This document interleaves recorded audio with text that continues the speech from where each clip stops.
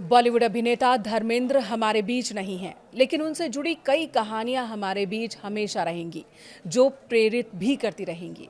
इन्हीं कहानियों में से एक है उनकी लव स्टोरी। धर्मेंद्र और हेमा मालिनी की लव स्टोरी हिंदी सिनेमा की सबसे मशहूर और दिलचस्प कहानियों में से एक है। उनकी कहानी कुछ इस तरह से है। पहली मुलाकात कहाँ हुई उनकी और अड़चनें क्या रहीं, किस तरह से उन्होंने शादी की, उनके विवाह को लेकर अफवाहें क्या रहीं, जिसका खुद खंडन धर्मेंद्र ने किया था। ये सभी बातें इस वक्त कर लेते हैं। दोनों की पहली मुलाकात हुई 1970 में फिल्म तुम हसीन मैं जवां के सेट पर। धर्मेंद्र पहले से ही प्रकाश कौर से शादीशुदा थे। 19 साल की उम्र में उनकी शादी हो गई थी प्रकाश कौर से। उनके 4 बच्चे थे। फिल्मों में आने से पहले ही धर्मेंद्र शादीशुदा थे और एक बच्चे के पिता भी थे। उनके 4 बच्चे थे, लेकिन वे हेमा मालिनी की खूबसूरती और काम के प्रति उनके समर्पण की वजह से इतने प्रभावित हुए कि वो हेमा से शादी करना चाहते थे। जी हाँ, जब धर्मेंद्र ने हेमा मालिनी को प्रपोज किया था, उस वक्त बॉलीवुड स्टार संजीव कुमार भी हेमा मालिनी से शादी करना चाहते थे। कहा तो ये भी जाता है कि संजीव कुमार ने धर्मेंद्र को ही ये जिम्मेदारी दी थी कि वो हेमा मालिनी को उनके लिए मना ले, लेकिन बात संजीव कुमार की नहीं बनी। धर्मेंद्र से शादी के लिए हेमा मालिनी राजी हो गई। प्यार की शुरुआत कैसे हुई? तुम हसीन मैं जवां के बाद उन्होंने कई फिल्मों में एक साथ काम किया था, जिनमें शोले, ड्रीम गर्ल और रजिया सुल्तान शामिल हैं। बड़ी फिल्में हैं, बड़ी हिट फिल्में हैं। सेट पर साथ काम करते हुए उनकी दोस्ती हुई और दोस्ती ही प्यार में बदल गई। चुनौतियां भी रही। इस शादी को बहुत आसान शादी मत समझिए। बहुत सारी चुनौतियां थी, रुकावटें थी। धर्मेंद्र पहले से शादीशुदा थे, इसलिए उनके रिश्ते को कई सामाजिक चुनौतियों का सामना करना पड़ा।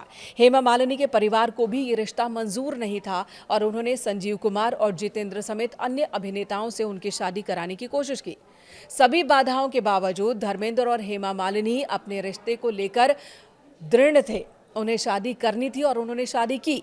चूंकि धर्मेंद्र पहले से ही शादीशुदा थे और अपनी पहली पत्नी को वो तलाक नहीं देना चाहते थे।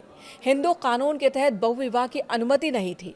उस समय कुछ कानूनी पेचीदगियां थी, इसलिए उन्होंने हेमा मालिनी ने मई 1980 में शादी की। ये बातें सुर्खियों में थी कि हेमा और धर्मेंद्र ने शादी करने के लिए इस्लाम धर्म अपनाया और फिर विवाह किया था। धर्मेंद्र ने भी अपना नाम बदल लिया था और हेमा मालिनी ने भी। हालांकि बहुत साल बाद धर्मेंद्र ने खुद इन बातों का खंडन किया। उन्होंने कहा कि ये सब अफवाह है। उन्होंने और हेमा ने कभी भी धर्म परिवर्तन नहीं कराया है। एक टीवी इंटरव्यू के दौरान उन्होंने ये बात कही थी। परिवार और विरासत की बात कर लेते हैं। शादी के बाद उन्होंने अपनी पेशेवर और निजी जिंदगी को बहुत संतुलित रखा। उनकी 2 बेटियां हैं।